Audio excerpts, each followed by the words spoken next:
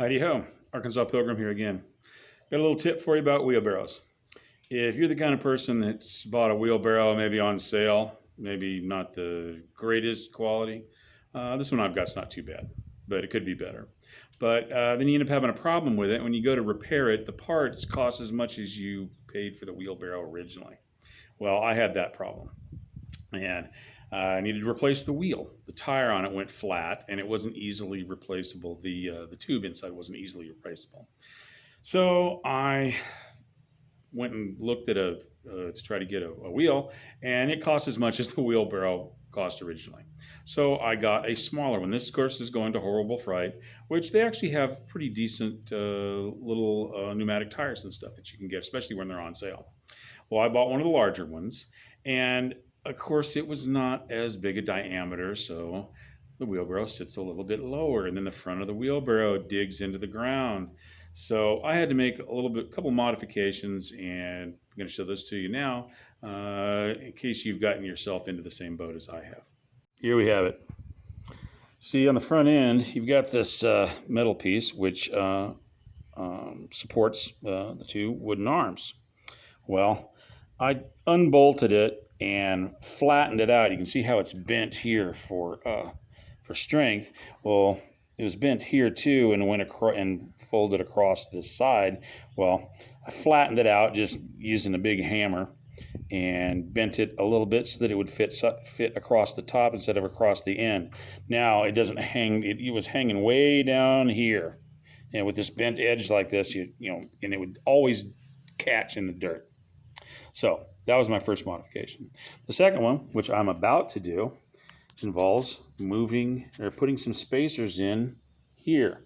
See, I've got about between half and 3/4 of an inch of extra bolt space there. Oops. Got half or 3/4 inch extra bolt space there. So I'm going to put some spacers underneath the metal piece here and raise it up. And if I actually had some longer carriage bolts, I could probably even increase the spacing even more. But hey, every little bit's going to help on this, and I'm just doing just using what I got. And the spacers I'm going to end up using ended up happen to have some old beat up nuts and some washers that I got in when I was repairing something else, and they weren't required. So I'm just going to put some of these under there, and then I'll show you. I'm not going to be able to do video actually doing it, but I will show you a couple of steps. Well, it turns out I did actually happen to have a couple of other bolts that were just a little bit longer than the ones that were in there. So I'm going to be able to put in some extra spacers. So what we do first is, let's see if I get this. Got there. See if I can do this with one. And actually, I am not going to be able to do this, but so anyway, that's the first thing to do, is replacing these with longer bolts. Oops, yeah, now you'll see why I can't do it one-handed. Okay, here you see I put a bunch of stuff under there. A couple washers, an oversized nut, and I was just able to get this nut started here. Now that looks, I haven't tightened it down yet, but one of the things that you need to know about, especially on something like this, is as long as you get 2 turns of that nut to where you get in thread, that's more than enough for something like this. As it turns out, this is getting into some engineering here, on regular bolted connections, bolts and nuts like this, the first 3 it doesn't really matter how long the nut is, the first 3 threads carry all the load, and the first thread carries most of it. So by the time it gets loaded up and things stretch and stuff like that, it distributes the load around like that. Anyway, that's not important for this. It's just important to know that as long as you get at least 2 threads on just something like this that's not really all that important, it's more than enough. It'll be fine. There we go.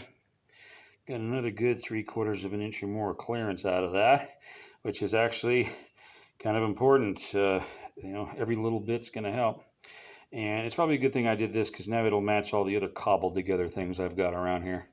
Actually, you might even notice how it's partly cobbled here to make the darn wheel fit. I've got a piece of PVC conduit in there as a spacer, because it's not intended as a wheelbarrow wheel. It didn't come with spacers to keep it from slopping back and forth on the axle.